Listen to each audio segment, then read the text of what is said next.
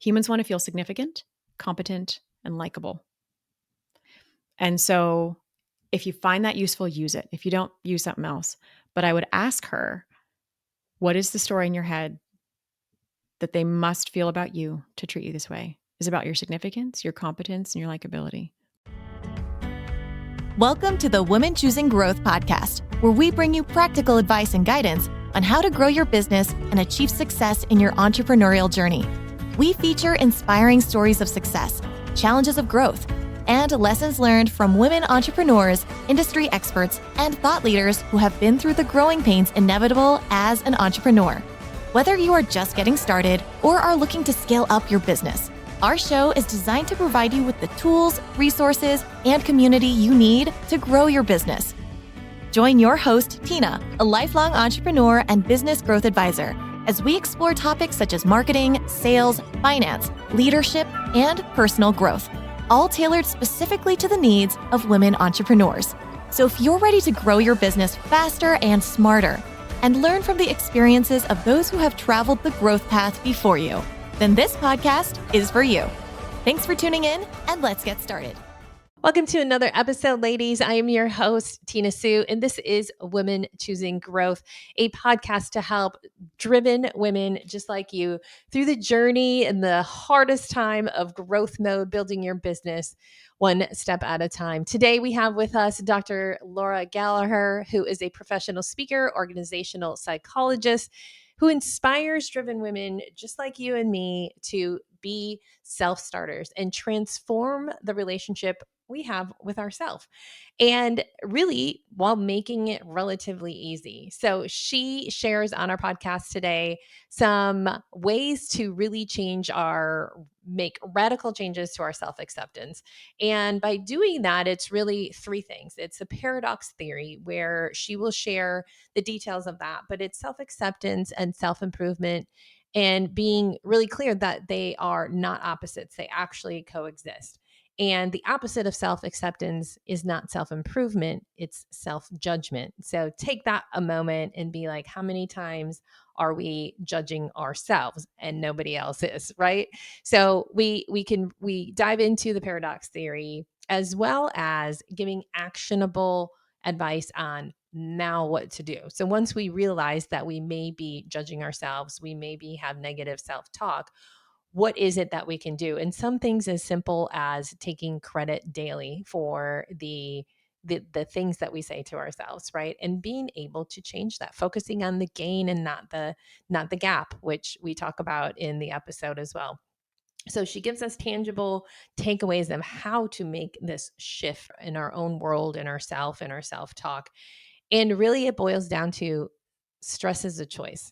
Now, I know that may be hard for some of our listeners to really say, oh, okay, I believe that, because nobody signs up for stress. However, what she shares is that stress is a choice because of a situation or a stressor or a trigger.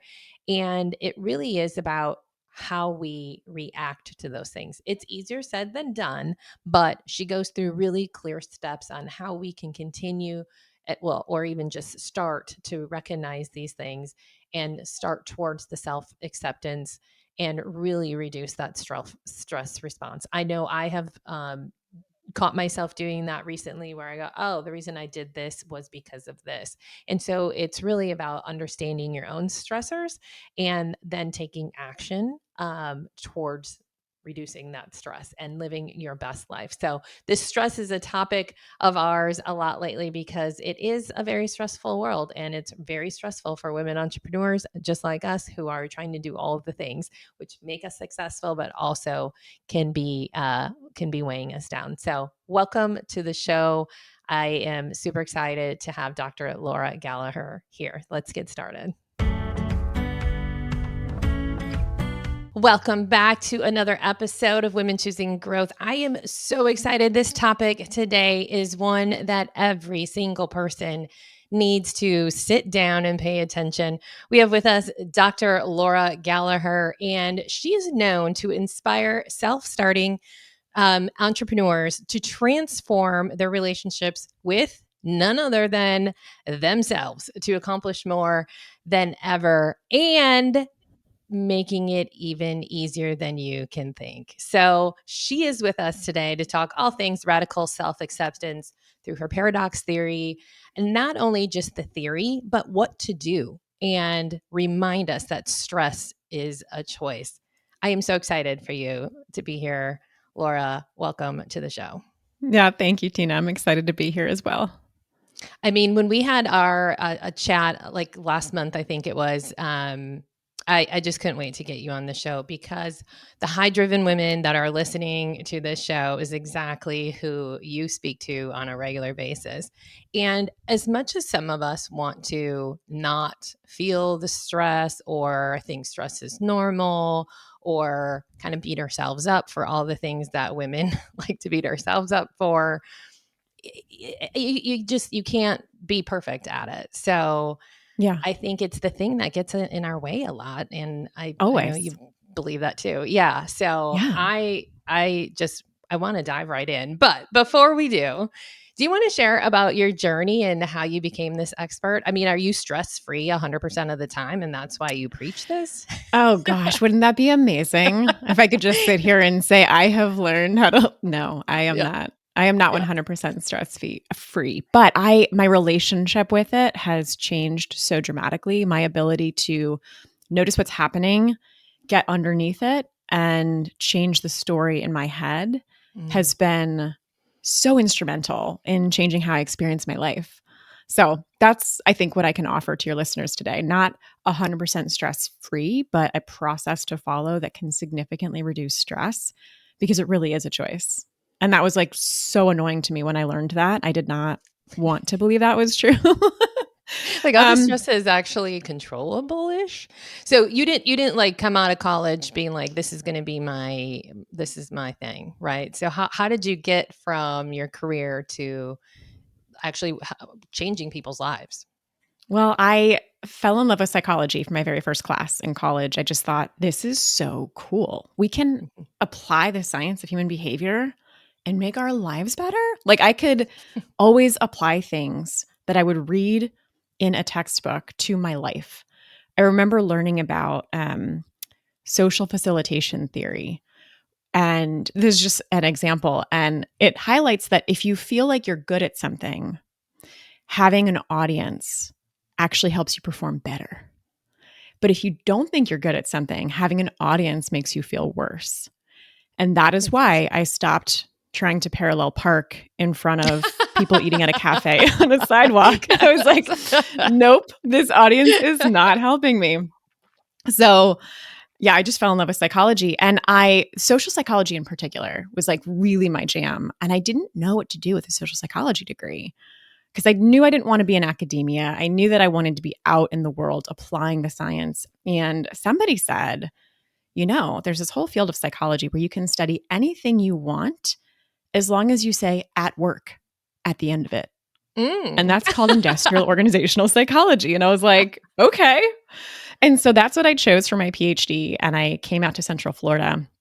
And I was only 2 years in to my PhD program when I found out that NASA was hiring, because Mm. NASA's basically in my backyard here in Right. Orlando. And I was like, the NASA? Like, I was so confused. I was like, is there a company that sounds like you? Oh, the space. Okay. The space Yeah. agency. Yeah, I'm interested in that. And what I came to learn is, a couple years before they hired me, the Columbia accident had happened. And do you Mm. remember when that happened, Tina? Mm-hmm. Mm-hmm.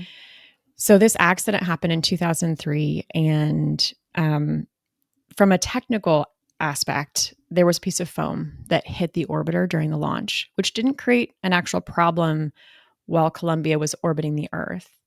But when Columbia got the green light to come back, what they didn't know for sure is that the damage to Columbia was so massive, the heat shield completely failed. And so NASA lost all 7 astronauts upon reentry. And the investigation got into all of the technical of what happened, but they said NASA's culture was as much to blame for the accident as the foam itself. And so you would probably think NASA had a terrible culture, like not a great place to work. People were disengaged. Managers were either overbearing or Communication disconnected. wasn't there or something, right? Yeah, but NASA had just been rated the number one place to work in the federal government by its own workforce just a couple months before the accident. And so it raised really important questions then about what is culture. And my now business partner, Dr. Philip Mead, was asked to lead the culture change initiative at Kennedy Space Center. He was like, how do I do this? Because this is a great place to work. He thought it was a great place to work. It didn't feel like there were obvious problems to solve. And then he learned that there's this whole field called organizational psychology that exists to help us understand what are all of the invisible forces that are impacting the beliefs and the behavior of the human beings in a work context. Mm-hmm. And so we worked together on NASA's culture. And so that's how I got like really started and applying it. And so, immediately I had such a sense of importance to the work. Mm-hmm. I mean, this was literally life and death. And, part of my charter to come in there was, how can I work with the leaders to help them create psychological safety? Because some of the cultural influences, it's more than what we have time to talk about today. It's part of why we wrote the book that we did to share more of the details. But there were teams that were worried about the foam strike. And when they raised the issue, they did it through informal channels because a higher governing body said, we're not going to worry about foam strikes. They've been happening for years. It's never posed a safety threat. They thought it was different, but they didn't have the data. And so they wanted more data. But that was not a small ask. It was like repositioning satellites to get imagery to see if there's a hole in the wing. And if there is, no clear plan as to what to do with that. And so they were just like facing so many obstacles. But there were people that said like, this could be catastrophic. And at a certain point, they stopped raising their concerns. And not because they didn't care, but because they didn't feel like they had any other options that were working. And it felt like it was too damaging to their career to keep pushing when they didn't even have data to back it up. NASA had walls painted that said, in God we trust, all others must bring data. Right? So engineers at NASA don't want to stand up and go, I don't have data, but I just have like a gut feeling. My gut. Yeah, exactly. That's My gut not says. The culture was not interested in that. And so psychological safety became a really big part of my focus. And I actually want to flip the story back to be more personal for me now, Tina, because this answers the question of how did I get to be so focused on radical self-acceptance as a core concept. So I'd been working for NASA for like maybe 3 years or so. I moved up really quickly. I got promoted basically as fast as anybody could get promoted. And I was at this leadership training, and I had taken a 360 degree feedback assessment. Have you done this before? Those are fun. Mm-hmm. Yeah, yep. So fun. I've actually done like so many of them. I did so many of them while I was at NASA. But there's a connection to stress right there. I want the feedback because I'm all about self-improvement, but yet you're like, oh, what are they going to say? So, I know. Oh my gosh. It's like, I want the feedback, but tell me I'm great. Please. Yeah, exactly. Maybe like one tiny thing that, isn't really important. But like help me feel like I'm actually still okay as a human being, even though this thing is, yeah. And so this particular report just really stood out to me because I was sitting in the cafeteria during the lunch break, and it was like a 30-page report, so much data. And I remember turning to this page that was asking my respondents, does Laura ever use these negative influence tactics? And I was getting pretty good feedback like up until that point. But then on this page, I saw that there were a couple of people on my team who indicated that I would sometimes bully them intellectually. Oh, yeah. That was my You're face. A bully.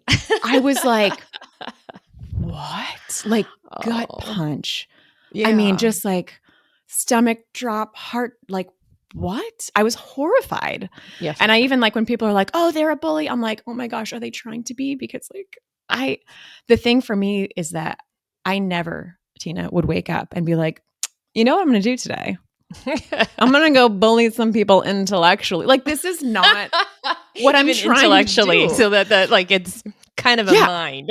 Yeah, let me just bully you intellectually. And I never wanted to do that. And it was really hard feedback. It's even, like the face that you made. I'm like, yeah, that was my face. I think I met with my assigned coach later that afternoon, and I like pointed her to this page, and she was like, oh, is that what you were looking at? I saw your face in the cafeteria. It was hilarious. I'm like, okay. Just laugh at my pain. That's Yeah. fine. I don't know why it was hilarious Your to her, face, but like my face will give everything away. I didn't know I just made a face, but yeah, yeah, my staff used to be like, "Oh, we know exactly where you're at based yeah. on your face." Oh yeah. Yes. Very transparent. Very I mean, it transparent. was so like emotional and kind of heart-wrenching for me. And so it took me some time, I think, to understand what am I doing that is leading people to think that I'm bullying them intellectually. But what was so humbling for me is that here I am, like a PhD in psychology. I've been brought in to coach leaders on how to create psychological safety. And I was struggling to do that for at least a couple people on my own team. Mm. So I was like, oh my gosh, it's not enough to know. It's not enough to just know what psychological safety is or to know that it matters or to know that it's important because as human beings, we are all self-deceived. Mm-hmm. We are all behaving in ways that are driven by forces we don't fully understand, all of us.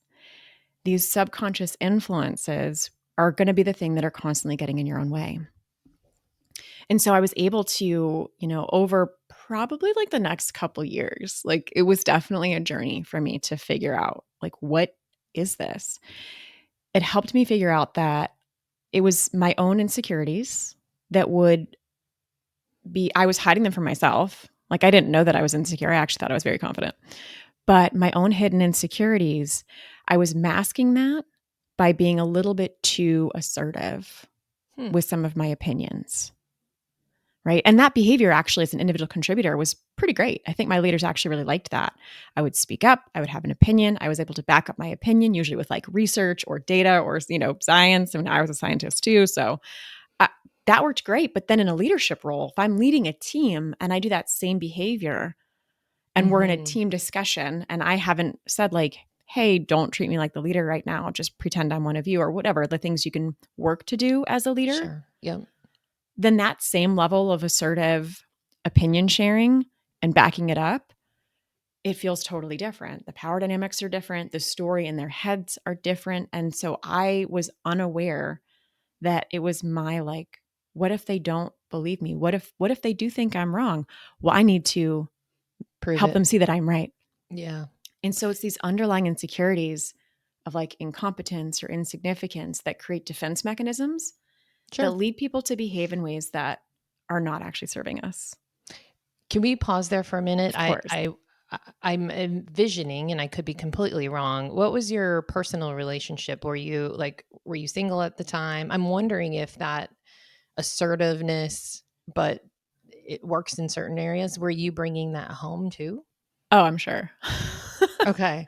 I was so I'm divorced. I'm actually getting married again in just a couple months. Congrats. But I was Second time dating. around is great. Yeah. It's been like a good 10 years from when I was, got divorced to marrying my fiance. But I was dating my boyfriend who became my first husband at the time. And so, yeah, I think I absolutely had a lot of those same tendencies with him.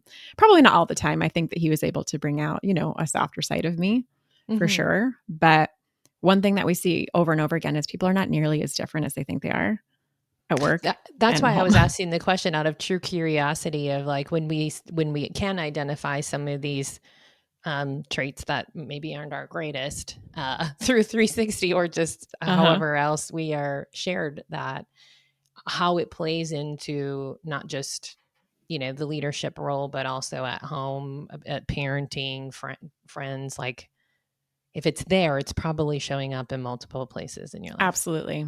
Yeah. I mean, it's a pattern of behavior. And, Mm-hmm. when we're working with our clients, we'll do these instruments that I really think are so fascinating. They're very different from like a Myers-Briggs or a, DISC or Berkman or those types because it's based on the fundamental interpersonal relations orientation theory, FIRO theory, total mouthful.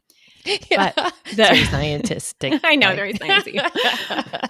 But the instruments are fascinating because all it does is give you a statement and then a number.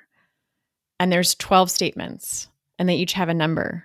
And what we're looking at is, what is the difference that you experience between how you're behaving and how you want to behave, and how others behave toward you and how you want them to behave toward you. And so you can see, how high or low are you on the spectrum, and then what is the gap? And people are often really surprised by their numbers. They're like, this doesn't feel true for me. And I'll ask them, in what one situation in your life does this feel true? And they can almost always find at least one. And as soon as they find that one, it often is like an avalanche then of where they start to actually see that pattern. The everywhere. aha moment, like, ooh. Yes. Yeah. Yeah. So Okay. powerful. I love that. And so you can that continue on. I didn't mean to stop you there. Yeah, but no, I was please. just like, Anytime. Jump in. So that was like that 360 helped me down the path of recognizing that there are, like I said, it's my insecurities that is causing this behavior. And the insecurities, so that's my self-judgment. And I was not aware of it. So self-awareness was a gap for me. But the other thing that was a big gap is self-acceptance, right? Like I was not actually feeling fully accepting and at peace with my current level of knowledge or competence, however I was defining that for myself. And that was why I had these defensive behaviors coming out. And so realizing that, wait a second, every reaction that I have is based on how I feel about myself. Say it again. Every reaction, I'm going to put this one in the you so your listeners can hear this. Every reaction you have is based on how you feel about yourself. That was a very annoying thing to learn. I was like, oh, come on. This really? Like every time I get irritated, every time I'm frustrated, every time I'm mad, every time I'm experiencing some kind of negative reaction to somebody else, that's actually about me. That's actually a result of my insecurities, my self-judgment. Ugh. And I was like, okay, I have a lot of work to do. How do I fix this? Yeah. And it was a program too. I got to give a plug for this program called The Human Element. So I mentioned the Fire Theory already. And so those are really intimately linked. And the Human Element is a fantastic program. So much so, I got licensed in it. The work is incredible at helping people really understand and uncover, well, what are these insecurities? If I'm hiding them from myself, how am I meant to know? Because most of the high achievers that I work with, they know that they're judging themselves to a large degree. They know that. But they actually are hiding their harshest judgments from themselves because it's just so brutal. Do you have an inner critic, Tina? Yes. Yeah. I'm not a fan of her. I know, right? Yeah. My inner critic, especially historically, she would start every sentence with, yeah, but, just wanting to feel good about something. She would be like, yeah, but this is missing. Yeah, but you couldn't oof, man. She was just there to always criticize. I feel like, isn't that one of top 3 traits of a high performer? It's like what actually, it's that yin and yang, right? It's what actually makes us successful because we can okay, but we're going to move on. But so this is also not good. Well, that is exactly what I thought. And I'm like, well, I need my critic. I need my inner critic to tell me what's what. So there's so much I want to say about this, but let me come back for a second. So if you think, Tina, about the tone that your inner critic has, now imagine somebody on your team came to you and they told you about a mistake they made. And you talk to them the way that your inner critic, especially a younger version of your inner critic, before you've developed to become more mature. Imagine speaking to that person in your inner critic tone. Probably has a little valley girl in there too. Like mine does, yeah. Seriously? Oh my God, did you really just do that up? Oh my God. Exactly. Midwest girl. I don't know where the valley comes from, but I feel like she's got valley girl in her. I was influenced by the 90s. Yes, valley exactly. girl it was cool then, I think. So that person who came to you, if you talk to them the way your inner critic talks to you, are they more likely to come back and tell you again or less? So much they're less. Probably putting the resignation in. Yeah. Or they're going to be like, let me just figure out how to hide The behavior then becomes, how do I hide mistakes? How do I hide shortcomings? Because I don't want to deal with being berated again. The same thing is happening inside your own mind. So when you're speaking to yourself with that inner critic tone, as much as my high achieving clients are like, no, like I don't hide my self judgment from myself. Like I'm really hard on myself and I'm very aware of it. I let them know that you're actually only letting yourself know what you can kind of handle. Like the tip of the iceberg. Yes, exactly. Okay. And that there are much harsher judgments and much deeper fears that you have that you're hiding from yourself because you don't want to face that level of like beratement from the inner critic. And so that is the relationship that exists between self-acceptance and self-awareness, is that the higher your self-acceptance, the more you can become self-aware. Because self-acceptance means being okay with who you are right now, including talents and strengths and flaws and imperfections. And so when you're okay with your flaws and imperfections, then you can actually see your flaws and imperfections. When you're not, keep them hidden. And they just hang out in the subconscious. And it's true for all of us, Tina. Like I've been doing this work now for almost 20 years and I talk about it almost every day because I'm a huge geek and I love it. And I'm still self-deceived. I still have judgments about myself that I hide from myself. And this is why this journey of self-acceptance can be so wild, because somebody will be doing work. Like this was definitely my experience. I started to lean in. I was like, okay, I acknowledge that I've got some fears of looking incompetent. I'm in my 20s. I'm not now. This is then. Yeah. I'm 20 years no of 20s. experience and you're 29 again. No, this is like when I did the 360, right? I'm in my 20s. I want to be seen as very credible. And I also see that there's so much that I don't know. Psychology is a huge field. Business is a huge field. NASA is a huge agency. I acknowledge that I'm insecure about some of the things that I don't know. I acknowledge that I'm afraid of being asked a question and I don't have a great answer for it. Okay. And so I could get to a place where I was like accepting and also aware of some of these insecurities. And then I'd start to feel more okay with that. And I'd start to feel more confident and it felt like things were going smoother. And then something else would start to like pop up, because as soon as my self-acceptance was higher, it was sort of like, oh, I think you're ready. I think you're ready to learn this level of self-judgment. And that's why like a healing journey can feel almost violent, like back and forth of like, oh, I'm feeling great. And like, now I'm getting hit with something and it feels like I've had a setback, but it's not. It's actually this like beautiful upward spiral of becoming more self-accepting and therefore more self-aware, and more self-accepting and then more self-aware. And it just gets to continue like that. So that's the connection that I see between self-acceptance and self-awareness. It's part of the journey that I've been on for a very long time now, at least in my mind. And probably will forever, right? Forever. I literally have the word journey tattooed on my wrist as a reminder to myself that like this journey it's all we have. And it is a constant journey. I don't think that there is a destination or an arrival in this lifetime, right? Here on planet Earth. I agree. There's always going to be more to uncover. All right, before we dive back in, I want to take a moment to talk about something that can take what you're learning today in this episode, as well as our previous episodes, and turn it into something that is real strategic growth for your business. For example, if you're feeling inspired by what you're hearing today, maybe you want to improve your leadership. Maybe you want to refine your systems. Maybe you want to build a more scalable business. Maybe you just want to get out of your own way and break free from those limiting beliefs that may be holding you back.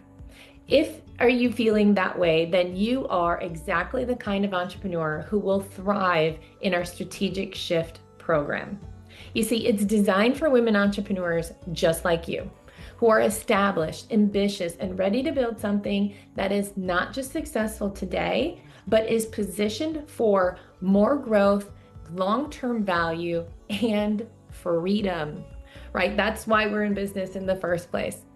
In this program, you'll get proven framework, tools and resources, financial insights, strategic mindset shifts, everything that you need to work methodically through the growth of your business. And the best part is it grows with you. This isn't a course that you just take once and has basic business information in it. This is something that has the actual tools as if you were working alongside a coach to help you build the foundation and continue to build on it year after year as you continue to scale. It's even designed to work with your leadership team once you get to that point in your business. So if you're serious about building a business that is valuable today and continues to grow in value while you're not having to work harder, then check out the strategic shift on Tina-Sue. Look for courses and look for strategic shift. So let's get back to our show. Yes. But I'd love actually to come back to what you were saying before about the inner critic being the thing that drives you to be that achiever. Because that was what I thought. I felt like I needed that critic. I felt like really attached to the critic. And so self-acceptance then can feel very threatening to a high achiever. If the mindset is, well, I can either improve by listening to that inner critic and leaning hard on her, or I can accept myself. But that's actually a big myth because self-acceptance and self-improvement are not opposites. The opposite of self-acceptance isn't self-improvement. The opposite of self-acceptance is self-judgment. So self-improvement exists independently. This is the paradox theory that you mentioned before. So paradox theory says that you can have these two things that at first glance, they appear to be contradictory. But upon closer examination, we see that there's nuance and they coexist. And so self-acceptance and self-improvement coexist. So imagine this like 2x2. And I think you actually took the quiz, the self-acceptance quiz. I did. Yeah. And so it will plot you just, based on how you answered the questions at that moment in time, it will plot you. I was feeling very confident too. I was like, do I need to lower some of these answers? Because I'm coming across very confident. That's so funny. But isn't that weird that I'm like, do I lie and rate myself worse here because I don't want to come across with 100% happy? Yeah. So there's a level, and I've actually got my own issue right there. So for your listeners, so Tina, her results from this quiz, which if you're interested, it's selfacceptancequiz.com. She was high on self-acceptance and high on self-improvement. So this is the upper right quadrant. We call it flowing and growing. That's where you landed. And it does make sense for me. I only have a few people who have taken it who have landed up in that upper right quadrant. And actually, most of them have had some degree of like, is that, I don't know, like, is it? Because I think when you're in that upper right quadrant, you're still so focused on growth. This is the whole thing with paradox theory. You can focus on self-improvement from a self-judging lens, which is listening to that inner critic, feeling very dependent on her. And that's where most of my high-achieving clients are when I meet them. They are lower on self-acceptance and they are high on self-improvement. And they've convinced themselves that they need the inner critic. But I can see that. You can be focused on self-improvement from a self-judging lens, or you can focus on self-improvement from a self-accepting lens. This is the choice that you get to make. And it's a practice, a self-acceptance practice, to recognize that you can be high on self-acceptance and still focus on growth. And research shows that you're going to actually grow faster and have a much more enjoyable journey. And so there's this little I'm sorry, go ahead. No, I was just thinking I know if I took that same exact quiz probably 5 years ago, the answers would be different. 5 years before that, radically different. Yes. So part of where I feel like the fact that I was in the upper right-hand quadrant is due to age, experience, all the things. But yeah, my younger self, even just a couple years ago, would not have felt the same way answering those questions. I would invite you to give yourself more credit though than just age and experience, because there are so many people who continue to age and continue to have more experience, but they don't make that shift. And I'm curious for you. Okay. I mean, you mentioned 5 years. I don't know if that was arbitrary, but what are some of the things that you think that you did to get yourself to a place of feeling more at peace with who you are right now while still focused on your growth? Like what was I different 5 years ago? Personally, my own self-confidence, right? Because I only owned a few businesses at that point. It's the imposter syndrome for sure. I Mhm. had that years ago. And then, it was just through self-improvement that it's like, yeah, there can be a million people doing the same thing that you do, but you do it differently and you do it intentionally and blah, blah, blah. So it was work to get rid of that um, self-judgment. Yeah. The negative self-talk. The negative self-talk and just be Yeah. okay with who I am. I actually had, I think it was KP on the podcast year and a half ago. And there was a moment there where she was like, I can't remember exactly how she said it, but basically, are you at inner peace with your soul? Mhm. And I sat on that for a while. I repeated it to a million people, and then I was like, you know what? I am okay with myself. And I just had like this, I don't know, couple months worth of checking in with my soul, my gut, and my heart, and was like, Yeah. yeah, I'm good. I'm Yeah. I'm I'm at peace with myself. So Amazing. yeah, it was self work. Yeah. And hopefully in 5 years from now, I look back and be like, huh, she thought she was in the upper right hand I corner, know, but look right? at her now. And that's what I think is so true. And that's part of why you're kind of questioning because you're like, but isn't there more? Yeah. There's I mean, that's always why we call more. it like flowing and growing. Yeah. And the fact that there's always more, that was one of my big reasons to want to lean into a self acceptance practice. I realized that I'm not going to get to a place where I think I'm done growing. I don't think I'm going to hit that spot where I'm like, you know what?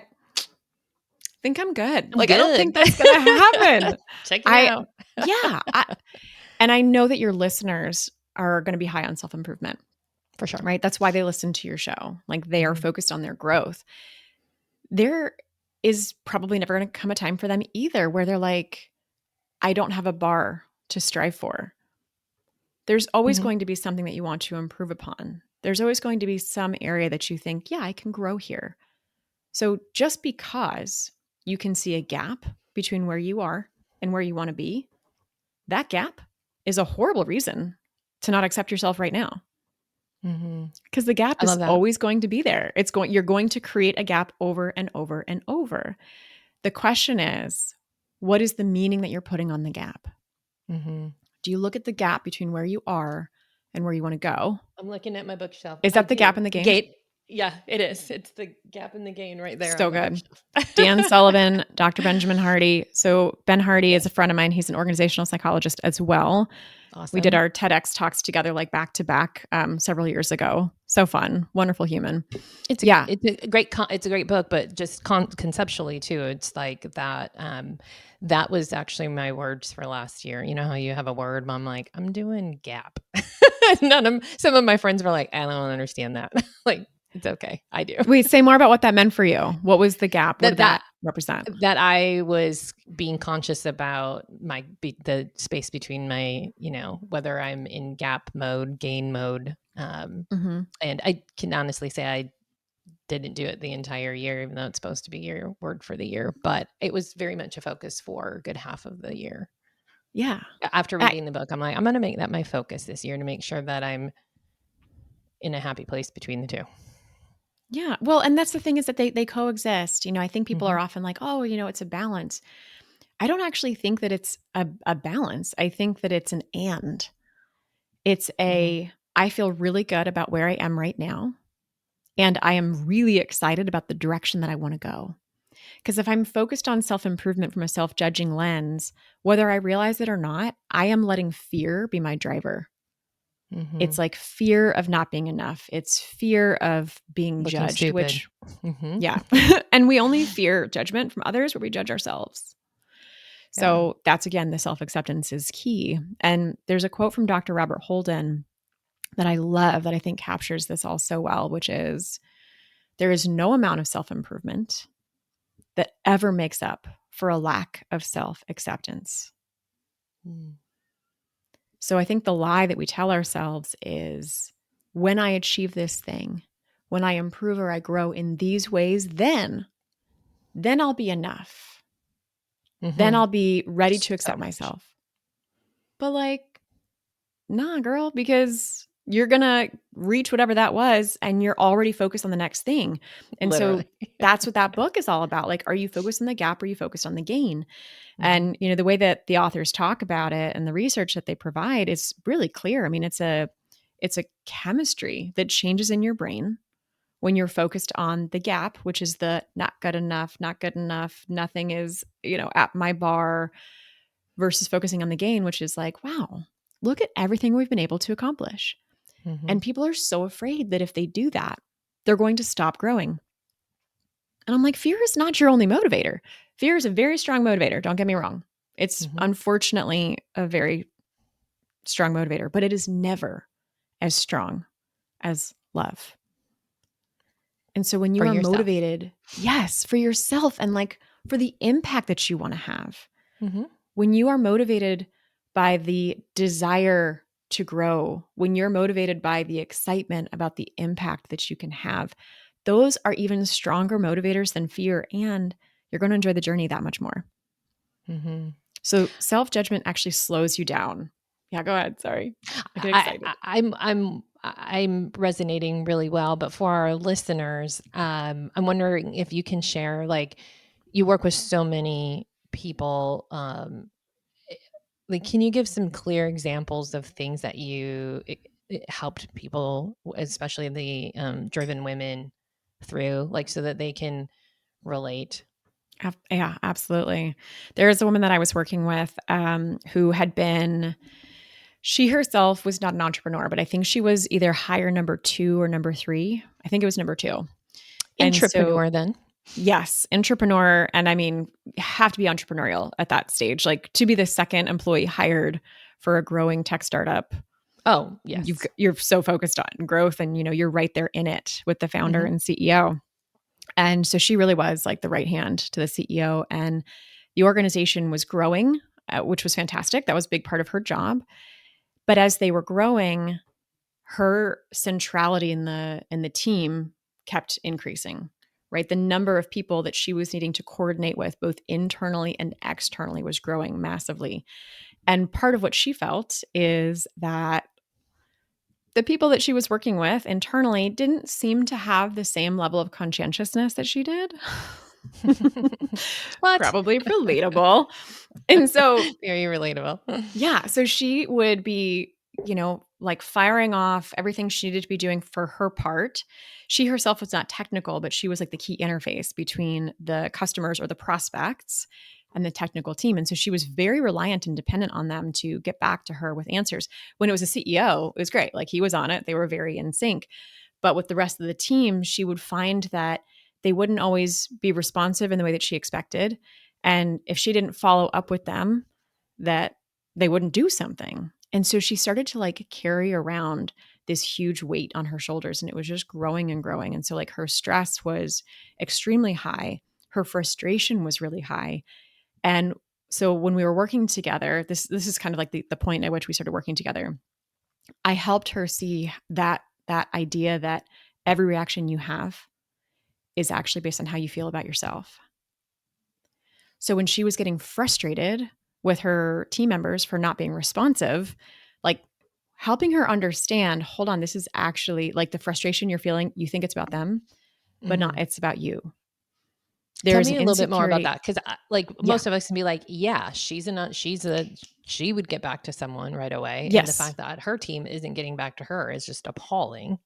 Yeah. So what is she feeling about herself in that situation? So, because that is exactly what you want to ask is, what is the story in my head? You're never responding to the world around you. You're only ever responding to the meaning that you're putting in that situation. And so if we take this example, which I imagine that your listeners totally resonate with, because I've had this too. I've always been like very high conscientiousness, which means most people I work with are not quite as conscientious. Love my team. My team now is amazing. Love being able to like hire them and feel like in control of that. But when I was working inside NASA, I didn't always have the level of conscientiousness around me. Sure. So what is that reaction, right? She would get so frustrated. She would feel so triggered. That's going to reduce her effectiveness, because she's coming at somebody irritated, frustrated, really judging them. Not helpful. The situation doesn't help. And so, what is the story in your head about how they must feel about you that they would do this to you? Here they are, not responding to you, not getting back to you in a timely manner. Like, what must they think of you that they would dare treat you this way? And I always like say it a little bit dramatically to kind of, But because that's what our our inner subconscious is critic is doing. very dramatic. Yeah. That valley girl can be mean. I know. And so I'll bring that FIRO theory back. I mentioned it before. So this theory, I just love it for its simplicity. It's got some strong empirical evidence to support it as well. Humans want to feel significant, competent, and likable. And so if you find that useful, use it. If you don't, use something else. But I would ask her, what is the story in your head that they must feel about you to treat you this way? Is it about your significance, your competence, and your likability? What is it? And it could be all of them. Sometimes it's all of them. That's when we get like the most triggered. But for her, she realized that part of the story in her head was like, I don't think that they're regarding me as significant. I feel like I'm not important. They're ignoring me. They're not getting back to me. It's like they think that what I'm doing here isn't important. Translation, my subconscious fears. They think I'm not important. Okay. So we can take this story now, the story that you're responding to, that trigger, that frustration, the reaction that you have to other people is based on how you feel about yourself. If the story in your head is, they don't think I'm significant, most of the time, that is actually your fear about yourself. That is your projection. That is your self-judgment. And so now that the story has been elevated, we actually get to look at it. Okay, do you actually think that the reason they're not responding to you is because they don't think you're important? Like your subconscious does. Part of you thinks that. Intellectually, do you think that that's true? And most of the time she was like, actually, no, I think that they do see me as incredibly important because they know how much I'm driving revenue and they see me as the linchpin. So I actually do think that they regard me as significant. Okay. So if it's not then about your significance, how do you explain them not getting back to you? And she's like, well, I mean, I think that they're just really busy, like doing all the delivery for the other client work that I was able to close and put on their plates. Okay. So their behavior is not about you? And she's like, well, no. No, it's not about me. And she's like, but I want them to respond. I said, I get it. Of course you do. And this is where boundaries is still important. My goal was to help her get rid of the trigger, help her get rid of the frustration, because when she comes back to them, frustrated, triggered, reactive, irritated, whatever word you want to put on it, that was not helping. It was not making the relationship better. So when she could get grounded and recognize, like, this is not about me and my significance. This is that they're busy. They're probably feeling they're drowning. They're trying to keep up with all the project deadlines. She actually approached them with a lot of compassion, openness, collaborative intent. And she was able to express even some of the vulnerability that she was feeling of like, I'm noticing that this is so much harder for me to feel like I'm doing my job well if I'm not able to get back to the prospects in time. You know, how can you and I do this differently? If me firing on off an email isn't working for you, like what can work for you? Right. And so it was just helping her communicate totally differently because she was no longer making their behavior about her.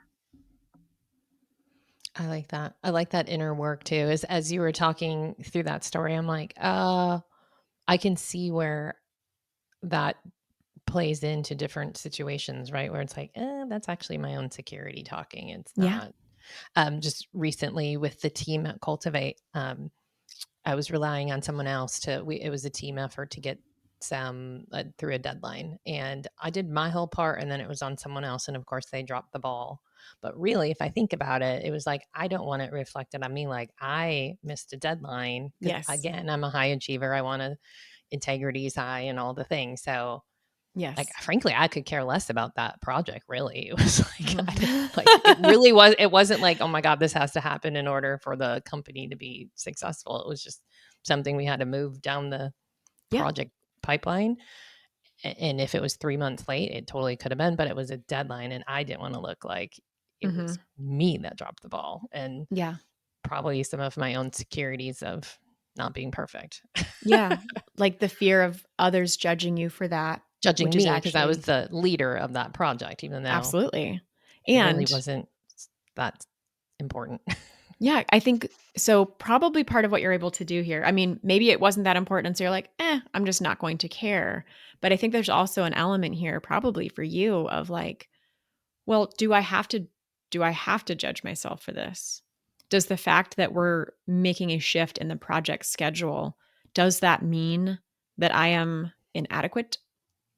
Does it actually mean that? Or is that just a subconscious fear based on a distortion in my own self-concept? And that's the whole stress is a choice thing. And it's the same idea, is like, what is the story in my head about the situation? So that example that you just talked about is great. And it's like, you're not stressed out by the situation itself. Right. It's the meaning that you're putting on it. And if you let yourself, Tina missed a deadline. Yeah. Which, okay. So if Tina missed a deadline, and this, I always like say this very theatrical too, like, what does that say about you? Right? Like that's the judgy Valley girl. Like that's my if you miss a deadline. How dare you? Like, you're better than this. You don't miss deadlines. Yeah. I mean, like, what does that say about you if you miss a deadline? There is this like super harsh inner critic that is thinking She's so mean. these horrible thoughts about you if you miss a deadline. And if you don't surface this stuff, you can't reality check it. Because the deepest fears that you have are horrifying. It's things like, oh, I'm a failure as a person if I miss a deadline. Like that's what your subconscious is reacting to. And when you get to surface it and go like, well, hold on, am I actually a failure as a person if I miss a deadline in this instance? Well, no. That's where we get to, sort of re-engage the intellectual brain and say, well, what is the story that I want to tell myself about what this means? Okay, so Tina missed a deadline. Okay, well, maybe this means that, Tina overcommitted a bit. And that's just a product of feeling really excited about a lot of things and really wanting to say yes to these projects that are going to have an impact on the world. And so that's not a bad thing. And I can also learn from this tendency, perhaps, and I'm just making up the reasons, right? I don't know if it was an overcommitting thing or if it was something else, but like let yourself surface that story, because the stress response only happens if the meaning that you're putting on it challenges your identity, if it challenges your self-concept, if it challenges how you want to see yourself, if it's that self-judgment going, I cannot be that person that misses a deadline. Okay, so you've got some deeply embedded judgment. So like who doesn't miss a deadline every once in a while? Exactly. Yes. And that's like common humanity. So self-compassion is a really big part of self-acceptance. Dr. Kristen Neff, as a psychologist who has wonderful work on self-compassion. And common humanity is one of the 3 core elements of self-compassion, which is everybody has missed a deadline before. Missing a deadline, especially in and of itself, does not really tell us anything about you. It might give you information about that moment in time, which you can learn from, but it does not reflect on fundamental failings that you have as a person. And our stress response and our trigger reactions are always based on these like really deep, ridiculous fears that we have about being wildly incompetent as a person, being insignificant as a human, being unlovable. And when we can reality check it, we see that's not real. So I love the fact that you're basically helping people come outside of themselves and look back in, and everyone can use the Valley Girl if they want and do that self-check. And to me, the question comes up of like, okay, does that moment that I was unhappy with myself define me as a person? And if the answer is like, yes, I'd probably dig deeper. Yeah. But most of the time I feel like these little things are like, no, it doesn't define who I am. I'm still, high integrity, great mom, like all the things that I would identify myself with. So yeah, I think I might that might be my question as these things come up for me. Like, does this really identify me as a human being? Yeah. Likely Absolutely. no. Of course not. But the question is so valuable. It's almost Mhm. comical. And that's why, one of the things that we do in our work sometimes is called endarkenment. Okay. So in opposition to enlightenment, like Mhm. lean in. Lean in really hard to that inner critic and just make it a bit exaggerated. And hopefully it'll trigger some humor. I was working with one of the consultants on my team a few years ago, and she was struggling with, like, there was a facilitation and it didn't go exactly the way that she wanted it to go. And and in actuality, it was a great session. Like, she did great, but there was like this piece of it that was feeling like a little bit uncomfortable for her, and it was sending her into a little bit of a spiral. Mm. And I took a risk with her, because like we had really high trust, and she knows how much I care about her. And I was like, yeah, I mean, you're not actually helpful to anybody. And she was kind of like, huh? Wait, what? And I was like, yeah, I mean, I don't think you've ever gotten feedback from anybody about like changing their lives or anything, when like I know she has. And, so she started to kind of I see like where you're laugh a going with little this. bit, like Yeah. release into it. And I think I said like one more before I was like, can you do this with me? Can you like darken with me? Just to help her see that it was this really crazy story that she was feeling like a failure as a human being for Mhm. like maybe one moment that felt a little awkward in a facilitated session with somebody where it's like that was about him and it wasn't even about you. So endarkenment can be really fun as well, to sort of shake loose. Like, what is that story I'm Yeah. telling myself? How am I actually mired down in self-judgment right now? Because it's going to slow you down. I was just thinking that we can laugh about it and be Valley Girl looking in or the endarkenment, but if you can't get yourself out of that situation, that can ruin a day, a week. It can Mhm. ruin months of like focusing on that time when you were on stage and it didn't go as well. And you're the only person that knew you skipped 3 slides. I know. Yeah, like, nobody even like knew. nobody, everyone else standing O, and yet you know that you missed this part of the story and it's in your own head. So like we can beat ourselves up for a really long time if we don't take the action, Yeah. which is what we're talking about here today, to like get out of your own head, check yourself. Is this really defining Yeah. you? Yeah. And just And to accept it, to be like, okay, accept it. I miss a deadline. Okay. I forgot to tell that story in my talk. Okay. Yep. And it doesn't mean like I don't care. Like, that's just a different defense mechanism. It's okay. Yeah. I mean, I How can do I learn from not that. skip the most important part of my speech next time? Like, Yeah. and learn from it, but be okay with like, well, that was a learning, that was a learning moment. Yeah. I've said that to myself before, That like, was a learning well, moment. that was a learning moment for myself. And I think that's all there is learning Mhm. moments. I mean, failure is very subjective. We get to decide what it means to fail, which also means we get to decide what it means to succeed. Not everybody even thinks about what those are, but what if there is no failure, only learning? What if that's all it Mhm. is? I think that's even more reason then to lean into self-acceptance rather than self-judgment in the face of Mhm. any potential shortcoming, because you're actually going to struggle to make real change if you stay in self-judgment. And this is like the most important myth that I want people to understand about self-acceptance is not only does it not mean you stop growing, it actually accelerates your growth. Like, they've done research to highlight how people focused on self-acceptance make choices after a failure that are more toward their own growth. People who are not focused on self acceptance and are therefore more in self judgment in the face of a failure, they make choices more toward how can I compensate for feeling bad? Like, how can I go, eat ice cream or, Hmm. Retail therapy or something that doesn't actually help them grow and improve. It just works to temporarily make them feel Band-Aid. better. Yeah. And so acceptance is going to accelerate your growth journey always.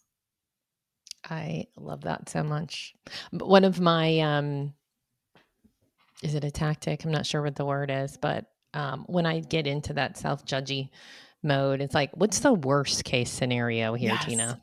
Mm-hmm. That's my little outside person being like, seriously, like you just laid awake all night with this, like worst case scenario, what?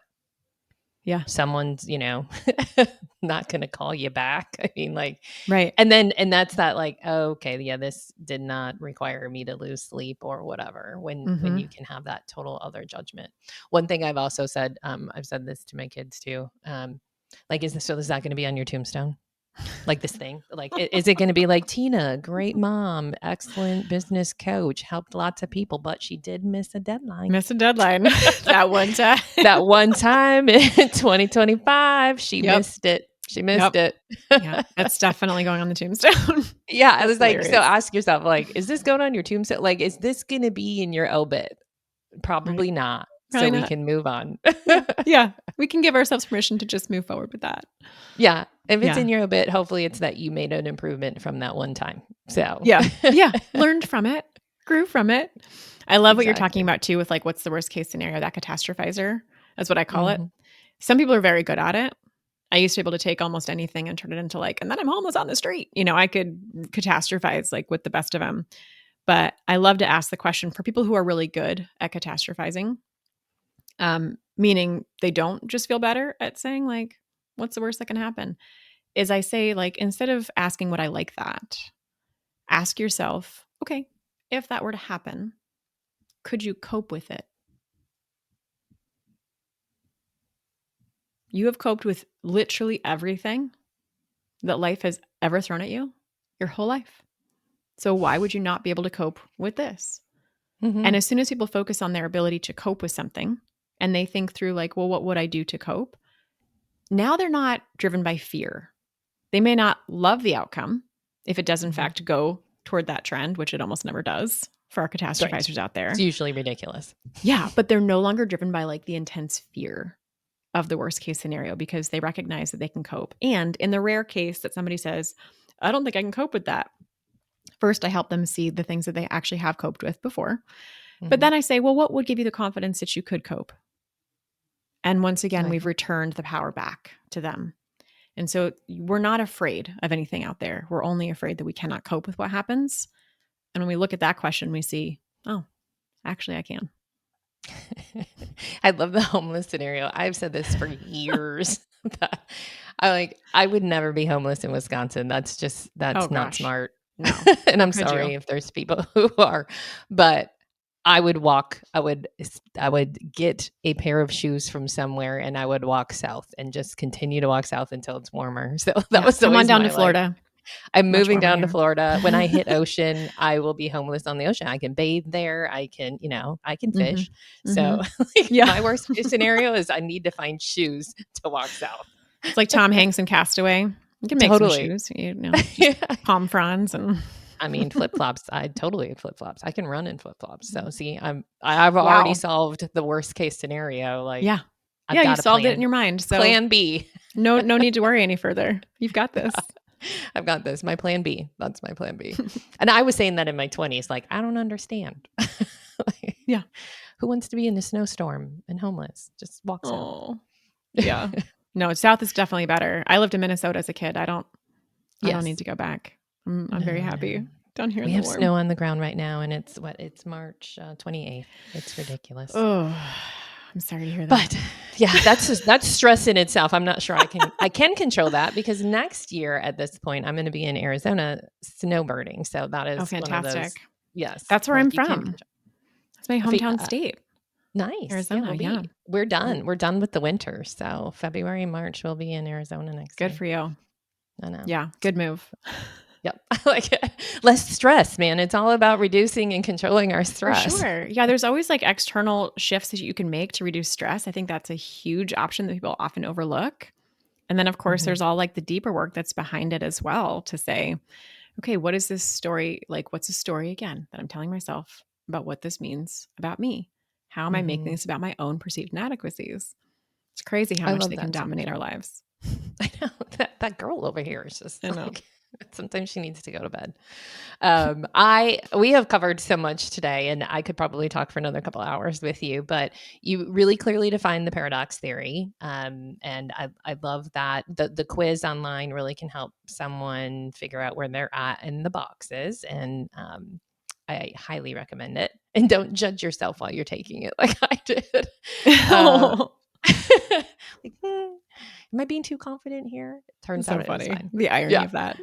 Yeah, exactly. The deeper sense of that whole taking. I'm a horrible test taker on a whole side note. Like I overthink tests. I don't overthink much in life. Definitely if I'm taking a test, some reason I'm overthinking it, no matter what it is. Well, there's always payoffs to those tendencies. Yeah. It's the yin and the yang, I believe. So the paradox theory, you shared lots of like what to do's and real takeaways that like even I have been sitting here doing myself as we're talking. And to drive it home, stress is a choice, right? So Yeah. what are your last words or anything else that you want to share with our audience to really kind of rein in this valley girl of ours? I'll say this, that if you think that you're not enough now, then you never will be. And so make the choice right now to see that you are enough, because there is no amount of self-improvement that will ever make up for a lack of self-acceptance. Love it. I might just repeat that like 10 times when we do the editing. Yeah. Hear it again. One more Rewind. time. If you're listening, rewind. Yeah. One more time. Yeah. That is so important. I love it. Thank you so much for being on the show today. Really appreciate it. Absolutely. Thank you for having me. Awesome. I hope you enjoyed today's episode. Please be sure to hit subscribe on your favorite podcast platform so you never miss an episode. The Woman Choosing Growth Show is not just another podcast. It's a tribe of women helping each other grow. So please share this podcast with all the women entrepreneurs that you would love to see succeed. If you'd like to know more about customized business advising through Cultivate Advisors, download business tools, or sign up for upcoming events, visit www.womenchoosinggrowth.com. Once again, that's www.womenchoosinggrowth.com. Remember, we are in this together. See you on the next one.